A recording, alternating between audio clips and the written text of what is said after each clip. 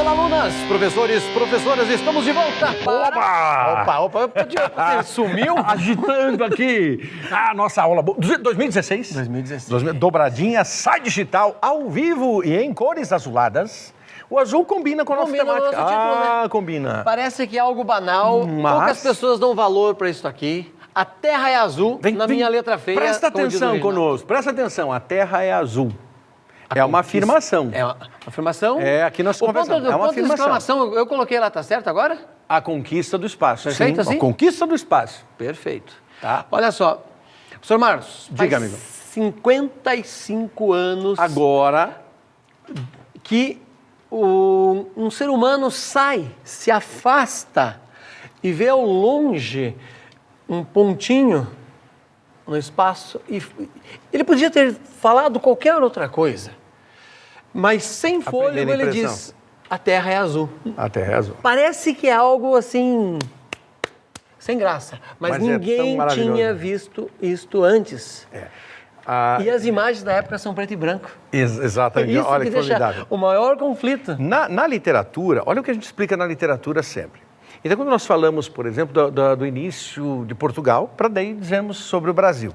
Então, no século XII nasce Portugal, surge Portugal no século XII. Depois, a história dos primeiros períodos literários, trovadorismo, humanismo, classicismo. Você entende disso, professor que está nos acompanhando, professora de linguagem, sabe muito bem, aluno que já está caminhando para o segundo ano do ensino médio, está no segundo ano do ensino médio, é terceiranista ou é egresso, por algum motivo, você sabe muito bem o que estamos falando.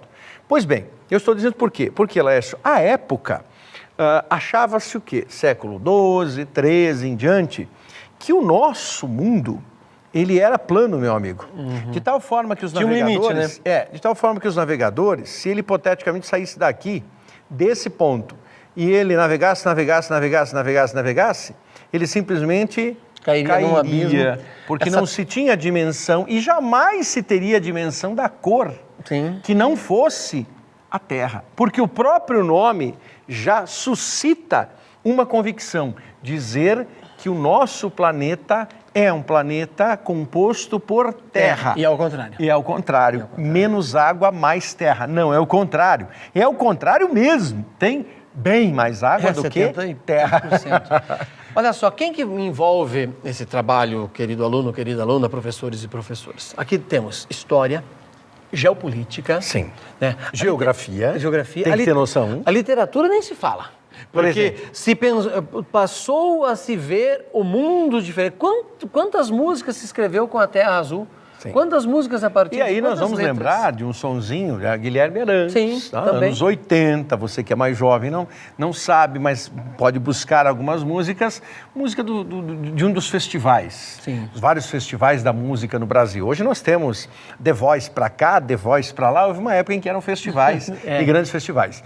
E Guilherme Arantes trouxe terra, planeta, água. E essa música até hoje ecoa quando se pensa, por exemplo, no Dia Mundial da Água, quando se pensa no planeta e no estado de conservação do líquido precioso. Por que líquido precioso? Porque é a água. Então, mas aí essa dimensão, né? Voltando à questão da cor, não é, Laércio? Quando se vê ao longe a Terra, claro que a predominância é de água e, consequentemente, água trazendo um tom azulado. Não, você pode juntar física e por que fica azul? Por causa que é um filtro dos raios solares na nossa atmosfera que vai dar essa tonalidade. E é isso que nós entendemos no conhecimento. E o professor que está nos assistindo, a professora sabe muito bem disso. O conhecimento, ele é maravilhoso na medida em que você expande a compreensão. Esta compreensão resumida, reduzida, não funciona. Na medida em que você expande a compreensão, uau, como o conhecimento fica melhor. Professoras, professores, pense o seguinte, existe um grande erro na interpretação do ensino por aí. A gente pega livros didáticos que diz, esse livro é integrado e ele tem todas as disciplinas. Aquilo não é integrado, aquilo é blocado. Nada mais é do que um monte de gavetinhas. Sim. O integrado é você pensar no mesmo texto tudo isso que nós estamos fazendo aqui. Você faz as ligações, você trabalha com as relações. E não faz blocado ou em gavetas, tá? A maior parte dos livros didáticos que tem aí, que são apostilas, aquilo ali é um monte de blocos, não é integrado coisa nenhuma. Eu não estou dizendo que está certo ou que está errado, aquilo é um modelo que tem uma função, só para a gente entender o conceito do que é ser integrado. Mas vamos para um pouco de argumento de autoridade? Por favor.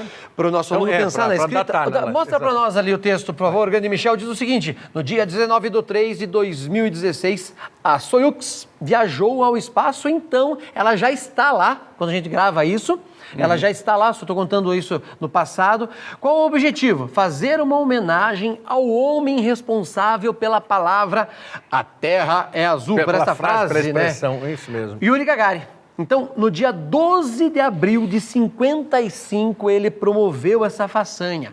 Portanto, no dia 12 de abril de 2016, 55 anos da sua história, tá? Gagarin realizou uma das maiores façanhas da humanidade, então no dia 12 de abril de 61. Só que lembra de uma coisa aqui, alguém vai dizer, mas é mais importante a frase do Neil Armstrong quando ele diz, é um pequeno passo para um homem, um grande passo para a humanidade. Foi uma frase ensaiada, fantástica, espetacular, como os estadunidenses sempre fazem, a coisa muito bem feita, mas só não chegar-se-ia à Lua sem a primeira volta do Yuri Gagarin. Ele foi catapultado para a atmosfera. Deixa eu ver se eu mostro aqui um mapinha. Dá uma olhadinha nesse mapa, como é que foi a viagem dele, ó. Vamos ver se a caneta aqui está funcionando. Ele vai sair deste ponto aqui, ó. Estou marcando a saída dele. Opa, perdão. Aqui é a saída. Ele segue a viagem ao redor da Terra, você sabe que a Terra é redonda, então continua aqui, passa pelo sul da América do Sul, claro, tem um monte de coisa que obrigou a viagem a ser assim, tá? O eixo da Terra, não é coisa à toa essa parábola que ele desenvolve aqui. Entra pelo meio da África, aqui perto do Cabo Bojador, tão falado por Fernando Pessoa, tá? Passa pelo Egito e aqui a nave vai aterrissar, ele volta para a Terra, né? O Yuri Gagarin. Tá aí o jornal da época, né? Maravilhosa, parabéns, Léo, por ter conseguido. Espetacular esse monstro, aí, né, do rapidamente, só para você pensar, deixa a imagem lá, por favor, Michel, amigo, por favor. Olha, função referencial ou denotativa. Função da linguagem, assunto sempre presente em vários concursos. Função da linguagem, jornalismo, fato concreto. Esta função é aquilo que nós entendemos como função denotativa ou referencial. Por quê? Porque ilustra um fato real. Só que neste contexto, o que nós estamos fazendo? Mostrando que este fato é tão emblemático, tão relevante, que ele entrou para a história e assim permanecerá para os vossos filhos, inclusive. Para que os vossos filhos compreendam e vão compreender lá na frente, não? Vamos pensar daqui a 45 anos. Daqui a 45 anos, nossos alunos, os precoces agora, já estarão com filhos. E os seus filhos hão de verificar o centenário desta conquista. Dar a volta ao planeta e ver a Terra, de fora dela. De fora, coisa que poucos homens fizeram isso. Por quê? E aí voltamos, é impossível também não pensar no cinema, não, Alessio? Por que esse apego tão grande a filmes, a produções que traduzem isso, né? O sucesso, eu sou um fã de Jornada nas Estrelas, mas respeito e gosto da Guerra nas Estrelas. Agora, é claro que, nesse momento, Guerra nas Estrelas é o sucesso ainda eu absoluto. Sou mais Spock, paz, prosperidade, vida longa, né? O grande vida longa e próspera. Do nosso grande Spock. Por que é Guerra Fria? Você tem que entender que não se foi ao espaço só pela aventura do ser humano, faria-se só por isso, mas foi-se ao espaço porque vivíamos, como já comentamos até no programa anterior, vivíamos a Guerra Fria e mostrar para o seu inimigo, no caso, que Estados Unidos e União Soviética. Tem capacidade, tem potencial, tem tecnologia, de dar um medinho. Os russos, por uma boa parte do tempo, eles estiveram na frente. Aliás, continuam na frente hoje porque só consegue-se chegar à estação espacial com a Soyuz. Os ônibus espaciais, Columbia, por exemplo, toda aquela geração de ônibus espaciais não funcionam mais. Mas eles estiveram na frente no primeiro momento com o Sputnik. Quando o Sputnik passa sobre os Estados Unidos, lançando um barulhinho, bip, deixou a NASA desesperada. Tudo. Aí eles lançam, vai o primeiro animal para o espaço. E aí chega o dia do lançamento do Yuri Gagarin. Isso deixou ainda os Estados Unidos mais assustados. Eu separei um trechinho do filme, podemos ver já? Por favor. Vamos ver como é que... A gente vai comentando em cima conforme for passando aqui. Vamos lá, deixa eu ampliar. Já ampliamos. Beleza. Olha só, então, a comemoração Herói. da jornada do Yuri Gagarin em 61. Um cosmonauta. Um cosmonauta, né, eles não chamavam de astronauta, tá? Olha quanto treinamento era feito. Perceba que tinha... essa é a estação... Sim. de onde ele foi lançado, mas a forma como se treinava para isso era espetacular. Dá a impressão que o cara está num submarino aí, pensando né? em submarinos mais antigos, Segunda Guerra, olha aí. Era justamente Olha tecnologia. Todos analógicos, nada era digital. Absolutamente. Nada era digital. Foi lançado um relógio há pouco tempo, mostrando justamente como é que o Yuri Gagarin via as horas para ele ter uma noção de tempo, mas isso aí foi todo o processo foi analógico. Era uma coisa muito incerta. Não sabia como é que o corpo humano, ele se mexia muito pouco, ele estava aí praticamente amarrado nesse lugar, porque o retorno para a Terra, naquela cápsula redonda, ela ia voltar girando numa velocidade absurda, 27 mil quilômetros por hora, né?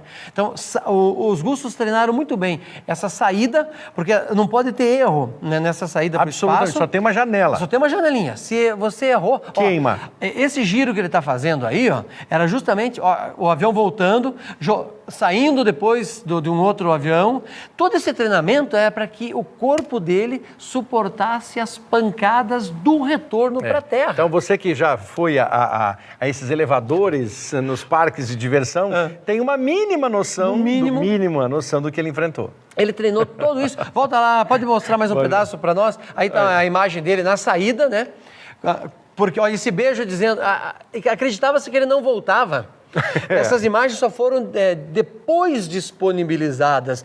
Eles não conseguiram fazer uma propaganda na hora, né? Elas estão coloridas. Sim, aí elas são... E aquele preto e branco, aquele colorido quase preto e branco, né? Sim. Aparece só as cores básicas da época, né? Então foi uma coisa muito difícil. Ele foi um monstro indiscutível da ideologia da época. Mas ele não viu isso, porque era o que ele via, mas não foi o que se mostrou, porque a TV era preto e branca. Sim. Ninguém viu aquela imagem que ele estava observando. Que era exatamente. Ele falou a Terra é azul, mas ninguém... Esse cara está falando que é azul, mas eu estou vendo preto e branco, como está ali. Exatamente. Ele só tinha 2 janelas e reza a lenda, e daí a gente nunca sabe o quanto isso é verdade também, pelo menos algumas imagens mostram o momento que a nave retorna para a Terra, ela cai numa fazenda na Rússia e sai aquele cara com uma roupa laranja, né, perguntando onde que está, e aquele monte de agricultor extasiado, né? O que está acontecendo? Um alienígena desce aqui? Foi a sensação que se teve no primeiro momento, porque no interior da Rússia não tinha TV, né? Exato. E só para você entender a importância desse fato. Se hoje você está nos assistindo em qualquer canto desse bom país chamado Brasil, é por causa dos avanços tecnológicos. Se você hoje virou um usuário de telefone, está aí uma informação de prova concreta para você. Olha, dados atualíssimos, 2016. O Brasil sempre foi um país com predominância de aparelhos de televisão em suas casas, suas residências, acima da geladeira, do refrigerador. Quando você faz um comparativo assim entre refrigerador e TV, a TV vence. Então você tem aí, hipoteticamente, 92 a 93 lares que tem geladeira nesse país, num total de 0 a 100. Você tem 97 a 98 que tem televisão, certo? Mas agora o telefone, o celular, hein? 92 de cada 100 lares brasileiros tem ao menos um aparelho de celular. Então você começa a entender essa projeção. Isso só se dá por causa desse avanço tecnológico. Da chamada Guerra Fria.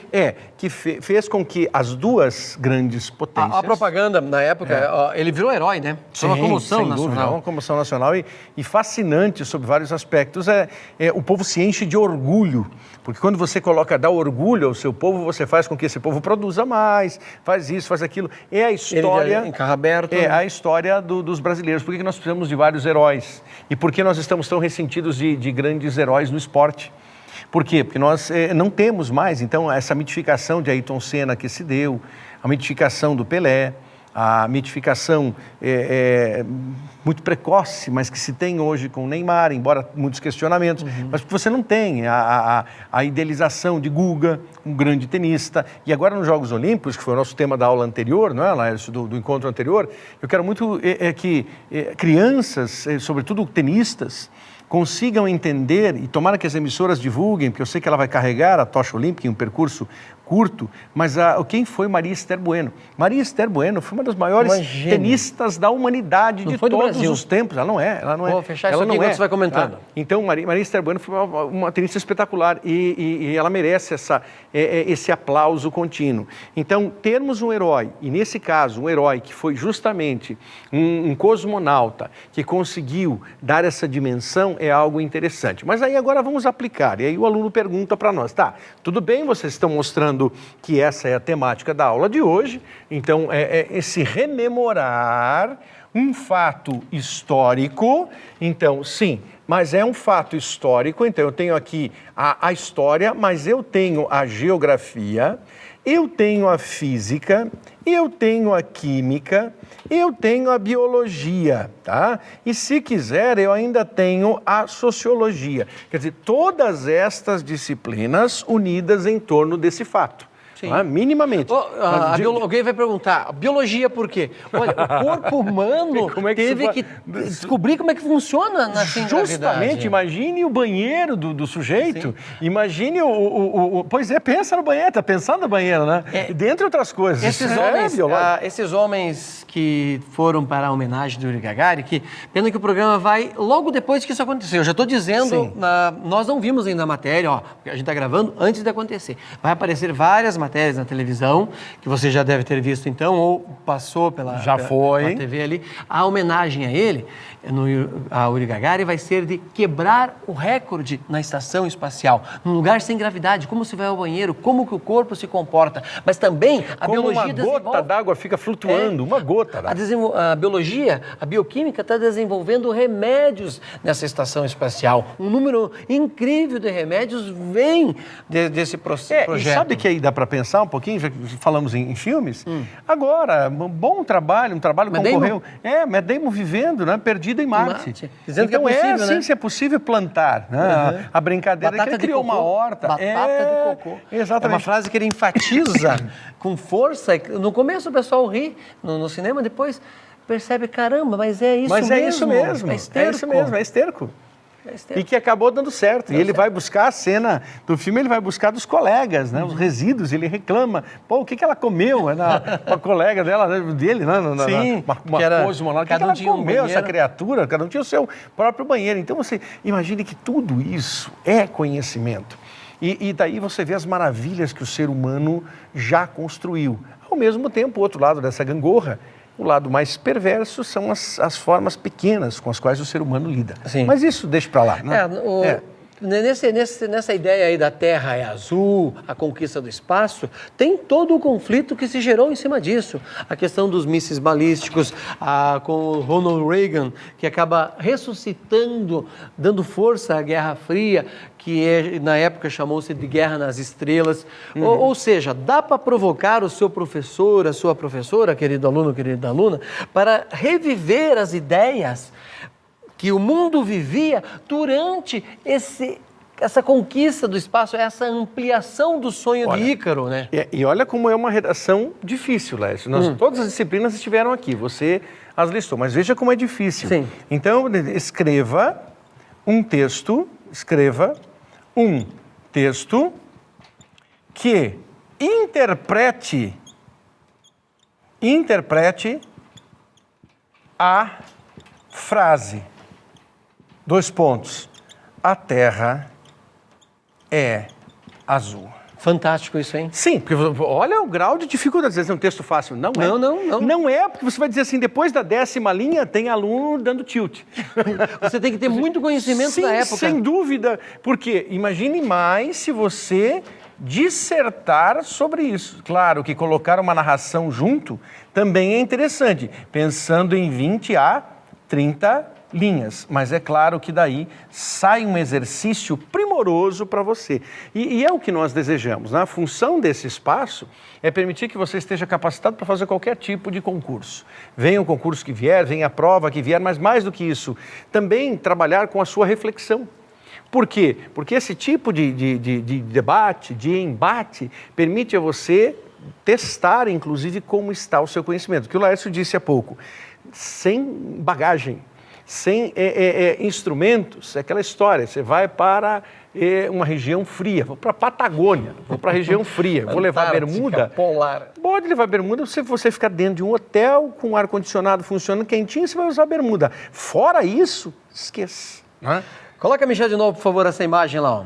Você não pode esquecer desse detalhe. Gagarin realizou uma das maiores façanhas da humanidade. Eu quero dizer que neste dia aqui, ó, o que Gagarin fez foi mais importante do que Colombo fez, do que o próprio Pedro Álvares Cabral fez. Essa loucura de sair... Tudo em abril, tudo em abril. A chance de voltar era quase zero. Ele teve a... Kamikaze, meio kamikaze. Eu vi uma entrevista dele, gravada, claro, num determinado momento, ele comentando que quando ele olha para fora, começava a derreter a parte da cápsula por causa da velocidade de reentrada da Terra. E ali ele pensou, isso resiste?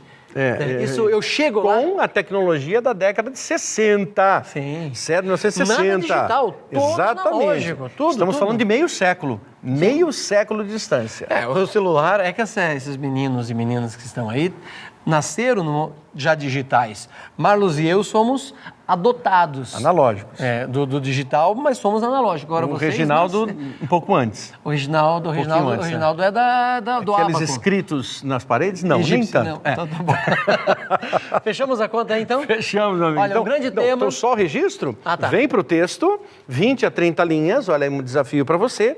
Um texto que interprete, que seja interpretativo, que o teu corretor, a tua corretora consiga entender. Interprete a frase, a Terra é azul. Perfeito. Valeu, meu amigo. Até a próxima. Não perca, Dobradinha 2016, sai digital. Abraço. Tchau, tchau.